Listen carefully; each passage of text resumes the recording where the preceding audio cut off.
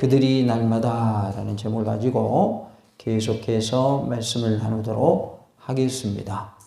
나는 예수님이 그리스도라고 계속해서 전하는 일을 하고 있습니까? 우리가 얼마나 예수님이 그리스도이십니다 라고 전하는 일을 하고 있는지 우리 스스로를 돌아볼 수 있기를 원합니다. 예수님은 그리스도이십니다 라고 가르치는 일과 예수님이 그리스도이심을 전하는, 전도하는 일에 우리가 더욱더 힘쓰는 놀라운 은혜가 있기를 원합니다. 우리 돌아온 주일은 추수감사주일인데 우리가 힘써 초청하고 전도하여서 또 기도하여서 많은 이들이 주님 품으로 나오고 하나님께 열매로 드려지는 놀라운 은혜가 있기를 원합니다. 그래서 새 생명이 많이 태어나는 그런 역사가 있기를 원합니다. 사내들인 공회의 경고에도 불구하고 사도들이 어떻게 행하였는가 우리는 말씀을 통해서 알 수가 있는데요. 그들이 날마다 어떻게 하였는지 말씀을 통해 살펴보므로 큰 은혜가 임하는 복된 시간, 말씀 충만, 은혜 충만, 성령님으로 충만한 시간 되기를 원합니다. 그들이 날마다 예수님은 그리스도라고 가르치기와 전도하기를 그치지 아니했다라고 말씀합니다. 42절에 그들이 날마다 성전에 있든지 집에 있든지 예수는 그리스도라고 가르치기와 전도하기를 그치지 아니하니라 라고 말씀하고 있습니다.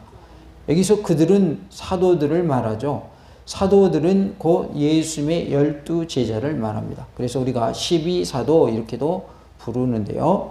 예수님의 제자들은 예수님이 그리스도이시다라는 것을 가르치는 일과 전도하는 일을 그치지 않았다라고 했습니다.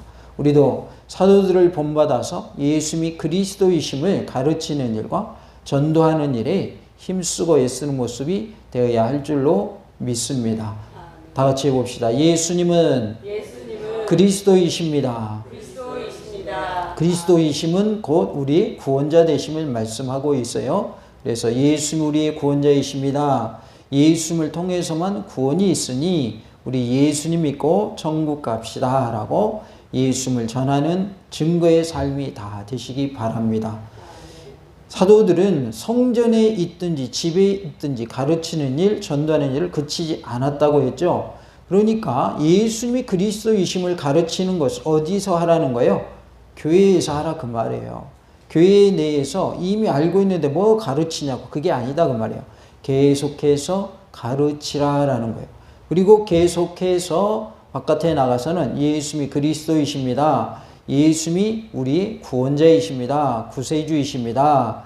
예수님을 믿어야만 구원받습니다라고 전하라는 것이죠. 그러니까 지금 사도들의 모습은 그 가르치는 일, 전도하는 일을 뭐 하지 않았냐면 그치지 않았다. 즉 계속했다 그 말이죠. 그러니까 교회에서는 예수님이 우리의 구원자로 이 땅에 오셨습니다. 예수님은 그리스도이십니다라는 것을 계속 선포해야 되는 거예요. 진리의 말씀은 변함이 있어요, 없어요? 변함이 없어요. 그렇기 때문에 과거에 외친 말씀이나 현재 외치고 있는 말씀이나 앞으로 외쳐질 말씀이나 진리는 변함이 있을까요, 없을까요? 변함이 없습니다. 그렇기 때문에 진리는 변함이 없기 때문에 똑같은 말을 하게 되어 있는 거예요. 오늘 말 다르고 내일 말 다르면 진리예요, 진리가 아니에요? 진리가 아니다 그 말이에요. 아침에 3개 주고 저녁에 4개 주고 아니면 저녁에 3개 주고 아침에 4개 주고 이렇게 주는 거를 바꾸면 조삼모사 아침에 3개네요. 조삼모사니까 저녁에 4개 주고 이런 식으로 하면 안 된다 그 말이죠.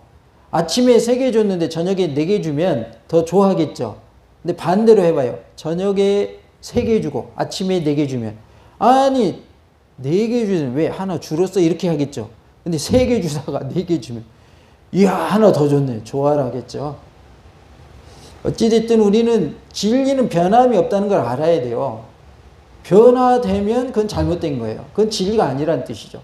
그러니까 진리는 변함없는 것이 진리이고 진리의 말씀은 항상 선포되어야 된다. 그래서 예수님은 누구시다? 그리스도이시다. 예수 우리의 구원자 되신다. 예수 우리에게 왕으로 오셨고 선지자로 오셨고 제사장으로 오셨다. 그분을 통하지 않고는 구원이 없다라고 교회 내에서는 계속 가르쳐야 되는 거예요. 교회 바깥에서는 계속 전도하는 일을 해야 된다. 예수님 믿으세요. 예수님 믿고 천국 갑시다. 예수님 없이는 구원이 없습니다. 라고 우리가 계속 전하는 그런 모습이 되기를 원합니다. 그들이 날마다 성전에 있든지 집에 있든지 예수는 그리스도라고 가르치기와 전도하기를 그치지 아니하니라 라고 말씀을 합니다. 석방된 후에 사도들의 복음 사역에 대한 열정을 잘 알 수 있는 부분입니다. 지금 이들은 1차 감옥에 들어갔다가 나온 후입니다. 지금이 처음이 아니다 그 말이에요. 그러니까 감옥에 갇힌 이유가 뭐였어요? 예수님의 부활에 대해서 전하고 예수님이 그리스도이십니다 전하니까 갇혔었는데 풀려난 후에 더 열정적으로 지금 복음을 전하고 있는 상황이 오늘 본문의 내용이다 그 말이에요. 그러니까 이들이 한번 감옥에 갔으면 뭐 할 만도 한데 풀이 죽어가지고 기가 죽어가지고 복음을 안 전할 만도 한데 그들은 그러지 않았다 그 말이에요. 오히려 더 열심히 복음을 전했어요. 이것이 우리의 모습이 되어야 할 줄로 믿습니다. 복음을 전하다가 우리가 손해를 보고 억울한 일 당하고 불이익을 당해도 복음 전하는 일을 뭐 하지 말아라? 포기하지 말아라. 복음 전하는 일을 그치지 말고 계속 하라는 뜻입니다. 그래서 우리의 모습은 어떠한 불이익이 온다 할지라도 어떠한 손해가 된다 할지라도 우리가 복음을 계속해서 증가하는 모습이 될 수 있기를 원합니다. 특별히 우리 자녀들에게 또 손자, 손녀들, 후손들에게 복음을 증가하시는 우리 모든 성도님들이 되시기를 간절히 원합니다. 콩나물에 물을 부으면 물이 가만히 있어야 빠져나가 버려요. 콩나물 시루에서 빠져나가 버립니다. 처음에는 콩나물이 아니었죠. 콩이었죠. 그런데 이것이 이제 점점 자라서 콩나물이 되는 거죠. 콩나물 시루에 물을 부을 때에 밑 빠진 독에다가 물을 붓는 거란 말이에요. 물 빠지도록 한 그곳에다가 물이 빠지도록 되어 있는 데서 물을 붓는 거예요. 그런데 놀랍게도 어떻게 돼요? 콩나물이 된다 그 말이에요. 그래서 우리가 복음을 전해도 아무 소용없는 것 같지만 소용없는 게 아니에요. 그리고 이슬비에 뭐 졌는데요? 옷이 졌는데죠? 계속 복음을 전하면 그 복음이 싹을 틔우고 잎사귀가 나고 또 새들이 깃드는 큰 나무가 되는 날이 온다 그 말이에요. 겨자씨의 역사가 나타난다 그 말이에요. 겨자씨는 아주 작은 씨지만 자라면 큰 나무가 된단 말이에요. 겨자나무가 아주 크게 자란다고 말이죠. 그러니까 우리의 복음을 전하는 일이 콩나물 시루에 계속 물 부어서 물이 계속 빠져나가니까 실망할 수 있는 그런 상황일 수 있다고 말이에요. 그러나 우리가 콩나물 시루도 계속 물 주면 거기에서 뭐가 나오더라? 콩나물이 나오더라. 복음을 전하는 일이 아무 소용없는 일 같고 무의미한 일 같지만 그렇지 않다라는 거예요. 반드시 열매는 맺혀지게 되어 있어요.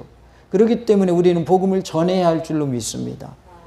우리의 복음을 전하는 자세는 어떠한 자세여야 할까요? 그치지 않고 계속 전하는 자세가 돼야 돼요. 포기하지 말아야 돼요. 우리가 복음을 전하는 일을 그치지 않고 계속 진행하는 그런 모습이 되어야 할 줄로 믿습니다. 다 같이 합시다. 그치지 말고 계속해서 복음을 전합시다. 복음을 전하는 일은 멈춰야 돼요. 멈추지 말아야 돼요. 멈추지 말아야 돼요. 하나님이 우리를 사랑하시는 것은 멈춥니까? 멈춤이 없습니까? 멈춤이 없어요. 하나님의 사랑은 계속되고 있어요. 지구가 자전을 계속하고 있고 공전도 계속해요. 그래서 하루하루가 해가 뜨고 지고 그 다음에 사계절이 오고 가고 그리고 계속해서 모든 우주 만물들이 각자의 위치에서 계속해서 자기 할 일을 하고 있어요. 하나님의 사랑은 계속되고 있다는 증거다 그 말이에요. 그리고 믿는 자나 믿지 않는 자나 수고하면 수고한 만큼의 소득을 거두게 되어 있어요. 심으면 열매를 거두게 하시는 것이 하나님의 은혜란 말이에요. 우리는 이것을 일반 은총이라고 합니다. 일반 은총은 누구에게나 동일하게 주어진 거예요. 그래서 안 믿는 사람도 열심히 일하면 먹고 살 수 있는 거예요. 이게 일반 은총이란 말이에요. 특별 은총은요, 하나님의 자녀 삼아주시고 천국 가게 하시고 구원받게 하시는 거, 영생의 복을 누리게 하신 거, 이게 특별 은총이란 말이에요. 그래서 특별 은총으로 하나님이 우리에게 뭘 주셨냐면 성경 말씀을 주셨어요. 하나님의 말씀을 주셨어요. 그 말씀을 믿게 하셨고 그것이 믿어지기 때문에 구원받게 하셨어요. 그래서 우리로 하여금 하나님의 자녀되게 하신 것이 하나님의 은혜인 줄로 믿습니다. 하나님의 사랑은 지금도 계속되고 있어요? 끝나버렸어요? 지금도 계속되고 있어요. 우리 개인을 향한 하나님의 사랑도 계속되고 있다 그 말이에요. 그 사랑을 우리가 뭐 하면서 사냐면 그 사랑을 받으면서 살고 있어요. 그 사랑을 누리면서 살고 있어요. 그러하기 때문에 우리도 그 사랑을 받은 자로서 하나님의 사랑에 보답하는 그러한 의미로라도 우리는 하나님의 사랑을 뭐 하는 자가 돼야 돼요? 전하는 자가 돼야 된다고 말이죠. 하나님의 사랑은 끝이 없는데 주님의 사랑을 전하는 일, 예수님은 그리스도이십니다. 예수님 십자가에 못 박혀 돌아가신 후에 부활하셨습니다. 이 말씀을 전하는 일을 우리가 그쳐서는 돼요, 안 돼요? 안 된다고 말이에요. 그치지 마시고 계속해서 복음을 전하시기 바라고, 콩나물 시루에 물을 붓는 것처럼 물 부으면 다 빠져나가지만 결국은 콩나물이 잘 자라는 것처럼 우리의 복음 전하는 일은 결코 헛되지 않다는 것을 기억하시기 바랍니다. 그래서 계속해서 복음을 전할 때에 반드시 열매가 맺혀지는 역사가 나타날 줄로 믿습니다. 마찬가지로 우리의 기도도 헛되지 않다는 걸 꼭 기억하시기 바랍니다. 우리의 기도는 반드시 응답되게 되어 있습니다. 반드시 응답이 있어요. 그렇기 때문에 우리는 낙심치 아니하고 끝까지 기도하는 은혜가 있기를 원합니다. 우리 모두가 기도 응답의 맛을 보는, 기도 응답의 맛을 느끼는 그러한 은혜가 있기를 원합니다. 기도하여 응답받으려면 뭐 해야 응답받을 수 있는 거예요? 기도해야 응답받죠. 기도 응답의 맛을 보려면 뭐 해야 응답받는다고요? 기도해야 응답받아요. 목사님, 나 이런 문제가 있어요. 기도해 주세요. 예, 그거 좋아요. 그렇게 하시는 거 좋다고요. 근데 나는 기도 안 해. 그리고 목사님한테만 기도하래. 그리고 나중에 그래. 목사님 왜 응답 안 됐다요? 그러면 제가 할 말이 있어요. 저는 기도했기 때문에. 그러면 본인은 기도하셨어? 본인 문제 가지고? 저는 그게 할 말이에요. 본인은 기도 안 하면서 목사님한테만 기도 부탁하고 기도 응답 안 됐다고 따지면 이게 될 일이에요? 안 될 일이에요? 안 될 일이죠. 내가 먼저 기도해야지. 내 문제 놓고. 내 문제를 내가 기도 안 하면 누가 기도해 줘요? 목사님이 다 기도해 줘요? 한계가 있어요. 한계가. 기도해 주는데 한계가 있다고요. 기도는 해줄 수 있지만은 내가 내 문제 가지고 간절히 기도하는 것이 합쳐질 때 그게 크게 역사가 나타나는 거지, 나는 기도 전혀 안 하고 목사님만 기도해 준다, 이게 말이 안 맞는 거예요. 말이 안 맞다고요. 우리가 밥을 먹어야 건강하죠. 근데 다른 사람이 나를 위해서 밥 먹어주면 소용이 있어요, 없어요? 소용없잖아요. 그죠? 내가 먹어야 내 몸이 건강한 거죠. 그리고 다른 사람이 나를 위해서 계속 좋은 말 해줘요. 음식 골고루 드세요. 영양가 있는 거 드세요. 이거는 안 좋으니까 피하세요. 먹지 마세요. 옆에서 말해줘요. 근데 내가 그거 안 지켜요. 소용이 있어요, 없어요? 아무런 소용이 없는 거죠. 내 문제를 가지고 나는 기도 안 하면서 다른 사람이 기도해 주기만을 바라는 것은 옳은 태도가 아니다 그 말이에요. 혹 응답이 됐더라도 그거는 진짜 하나님의 기적이에요. 그거는 혹 응답이 됐더라도. 왜요? 내가 기도 안 했는데 응답됐으면 진짜 하나님의 기적이에요. 그거는. 그런데 하나님의 역사는 그렇게 혹시 나타나다 늦게 나타나요. 왜? 내가 안 급한데 뭐가 급하겠어요, 하나님이. 내 문제인데. 그래서 누구부터 기도하자고요? 내 문제를 놓고 나부터 기도하자. 다 같이 해봅시다. 내 문제는 내가 직접 먼저 기도해야 합니다. 내 문제를 누가 먼저 기도해야 돼요? 내가 먼저 기도해야 돼요. 그러면서 목사님에게도 부탁하고 장로님에게도 부탁하고 권사님에게도 부탁하고 또 자녀들은 부모님에게 부탁하고 부모들은 자녀들에게 부탁하고 기도 좀 해주세요. 이렇게 해야 된다 그 말이에요. 내 문제를 남한테만 부탁하고 나는 기도 안 하고 있으면 내가 할 일을 안 하는 거 똑같은 거예요. 내가 할 일을 하면서 남에게도 부탁을 해야 이게 시너지 효과가 있는 거죠. 더 상승 효과가 있는 거예요. 우리가 하나님의 일을 함에 있어서도 우리가 내 할 일을 하면서 다른 사람에게 부탁을 해야 그것이 좋은 결과를 얻는 것이지, 나는 하나도 안 하면서 좀 도와주세요 해놓고 어떻게 도와줄도 말도 안 해주고 나중에 와서 왜 안 도와줬어요? 그게 말이 돼요? 말이 안 맞잖아요. 우리가 하나님의 은혜 가운데 모든 문제들을 하나님께 아뢰므로 말미암아 하나님이 응답해 주시고 해결해 주시는 놀라운 은혜가 있기를 원합니다. 아플 때에도 스스로 먼저 기도해 보세요. 아픈 곳에 손을 얹고 그때 하나님이 역사하셔요. 꼭 목사님이 기도해 줘야만 낫는 게 아닙니다. 실제로 다 경험해 보셨을 거예요. 아프죠? 급하잖아요. 그럼 아픈 부위에 내가 내 손을 얹고 기도해요. 응답의 역사가 나타난다니까요. 그래도 안 나타난다 그러면 저한테 와서 따지세요. 근데 하나님 그런 하나님 아니에요. 내가 믿음을 가지고 나의 아픈 곳에 손을 얹고 기도하면 하나님 응답해 주신다니까요. 직접적으로 우리가 체험을 하면 제 말이 이해가 될 거예요. 그리고 내가 기도해도 조금 이게 빨리 안 낫는 것 같다 그러면 목사님 좀 기도해 주세요. 그러면 이제 기도가 이제 쌓여져서 기도의 힘이 합쳐져서 더 빨리 낫는 거죠. 나 혼자 기도하니까 안 낫는 게 아니라 나 혼자 기도해도 하나님 고쳐주시지만 함께 기도할 때 기도의 역사가 더 크게 일어나는 거죠.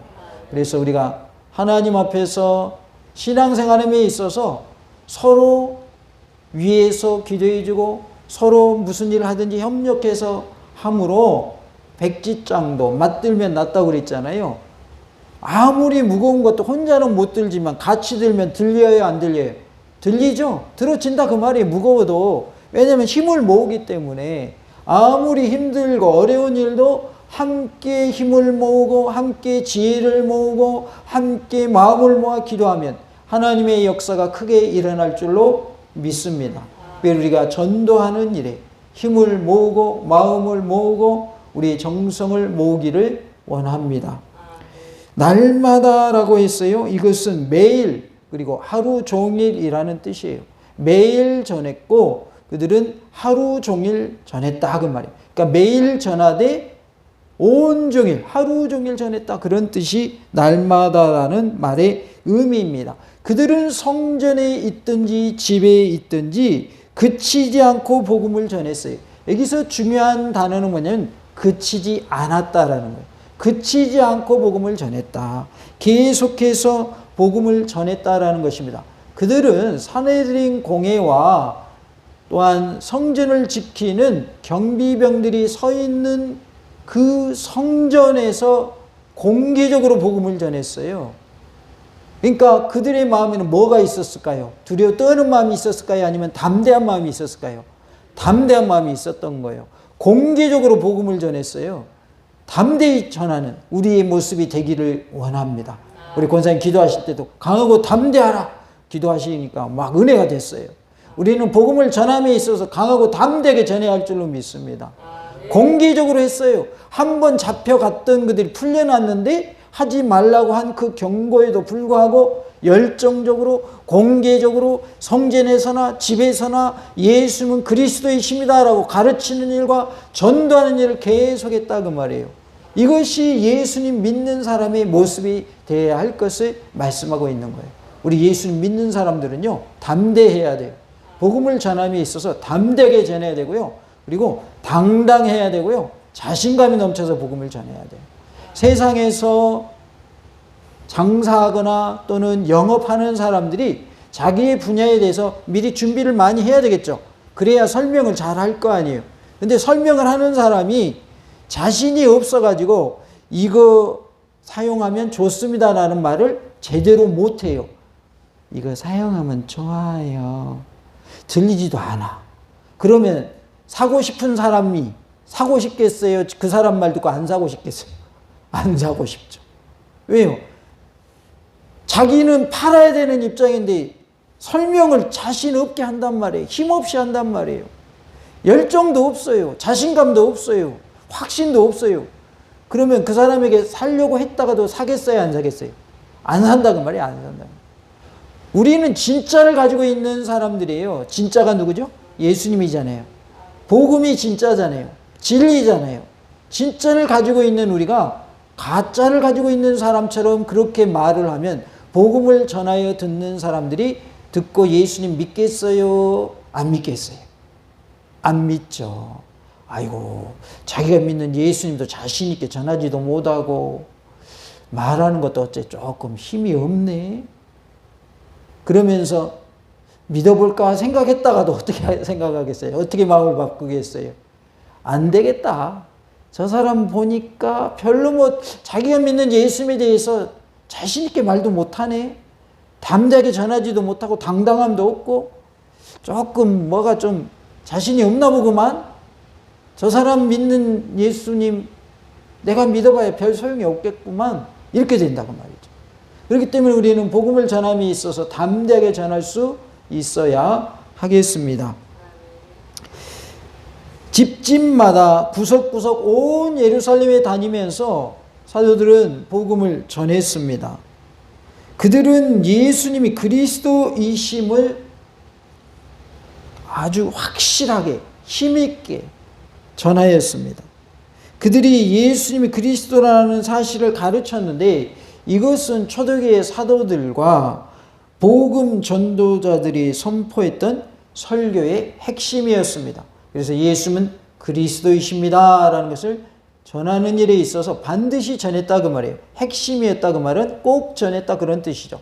그러니까 예수님은 그리스도이십니다 라는 것을 꼭 전했고 또 예수님이 뭐 하셨습니다? 부활하셨습니다 라는 것을 꼭 전했다 그 말이죠. 우리도 예수님의 부활을 전하고 예수님이 그리스도이심을 전하는 그러한 은혜가 있기를 원합니다. 사도들은 예수님이 그리스도이심을 가르치고 전하는 일을 그치지 않았습니다. 우리도 예수님이 그리스도이심을 교육하는 일, 전도하는 일을 그치지 않고 계속 해나가는 그러한 은혜가 있기를 원합니다. 다시 한번 해보겠습니다. 예수님은 그리스도이십니다. 그 말은 예수님은 구원자이십니다 라는 뜻입니다. 원래 의미는 기름 부음 받은 자라는 뜻으로서 제사장, 선지자, 왕을 세울 때 기름 부어 세웠는데요. 그리스도라는 말은 어떻게 적용이 되냐면 우리의 구원자이십니다. 예수님만이 우리를 구원하실 수 있는 유일한 분이십니다. 그런 뜻을 가지고 있습니다. 사도행전 5장 34절부터 40절까지는 베드로의 진술이 나옵니다. 베드로의 진술을 듣고 가장 흥분한 사람들은 공회원 중 사두개인이었을 것입니다. 왜냐하면 사두개인들은 부활, 천사, 영 이러한 것들을 믿지 않았어요. 부활이 없다고 그들은 믿었고 천사도 없다고 믿었고 영도 없다고 믿었어요. 영이 없다고 믿으니까 그들은 영생도 믿지 않았어요. 그런데 바리새인들은 반대였어요. 부활도 믿었고 천사도 믿었고 영도 믿었어요.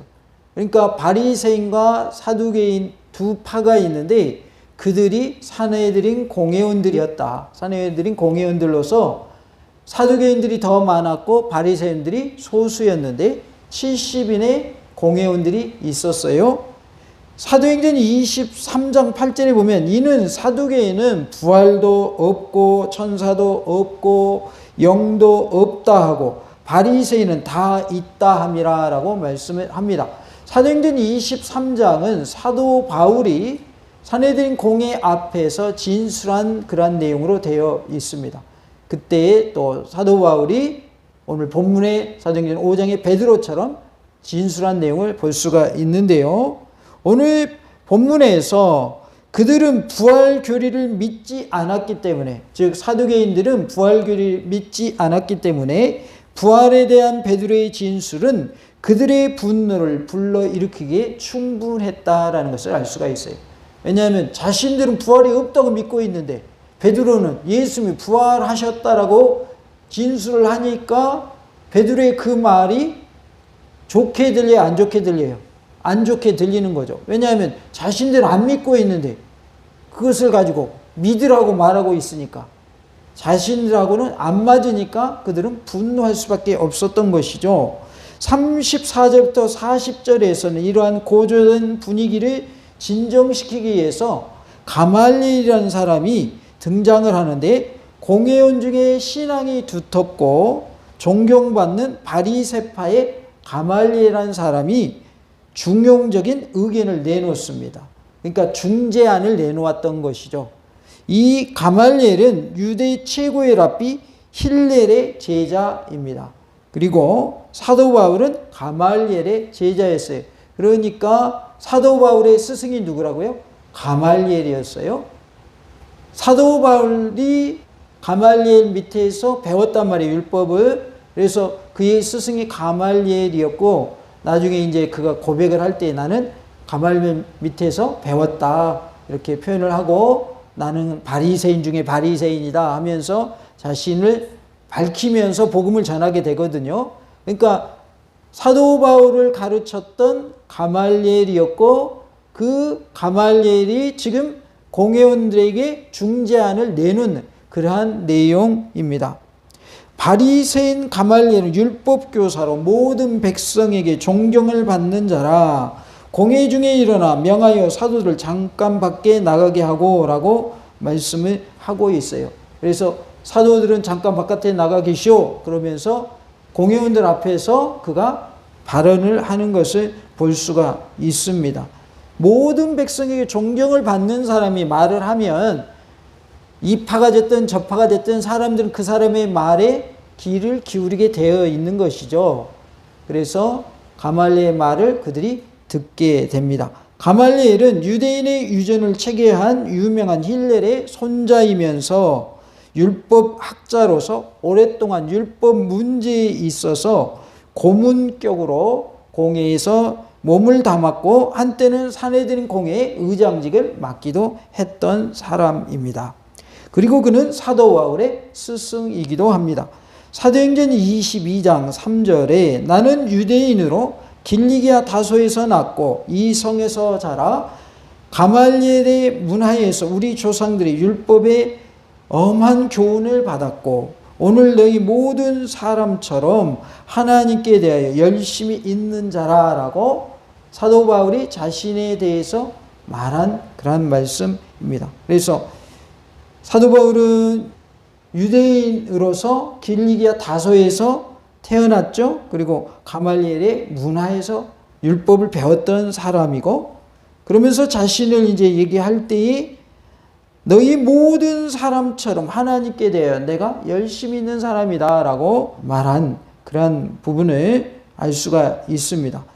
전승에 의하면 가말리엘은 만년에 기독교로 개종하였다고 합니다.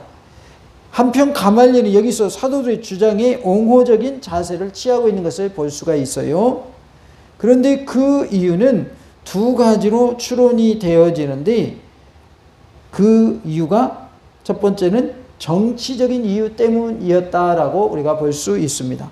산헤드린 공회는 사두개인과 바리새인들로 구성이 되어 있는데, 사두개인들이 대부분을 차지하였고 바리새인들은 소수를 차지했는데, 비록 바리새인은 공회에서 소수의 무리를 형성했지만 당시 유대 사회에서는 사두개인보다는 누가 더 존경을 받았냐면 바리새인들이 더 존경을 받았어요.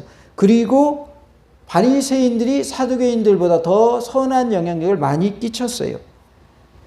그래서 존경을 받는 그들이었는데, 이들은 근본적으로 서로의 입장이 전혀 달랐어요. 사두개인의 입장, 그 다음에 바리새인 입장이 서로 달랐기 때문에 심한 대립이 있었고 경쟁 관계였던 것이죠. 이러한 갈등 구조 속에서 가말리엘은 바리새인의 대변자 자격으로 사두개인들에 의해서 고조된 분위기를 진정시키고 수세에 몰린 바리새파의 영향력을 증진시킬 필요가 있었던 것이죠. 이러한 정치적인 이유에서 가말리엘이 중재안을 내놓게 되었다라는 것을 알 수가 있습니다. 둘째는 종교적인 이유 때문인데요. 그들은 예수님을 죽이는 일은 함께 결탁을 했어요. 바리새인이나 사두개인이나 예수님을 잡아서 십자가에 못 박는 일에는 함께 결탁을 했지만 종교상의 입장으로는 전혀 다른 반대 입장을 가지고 있었어요.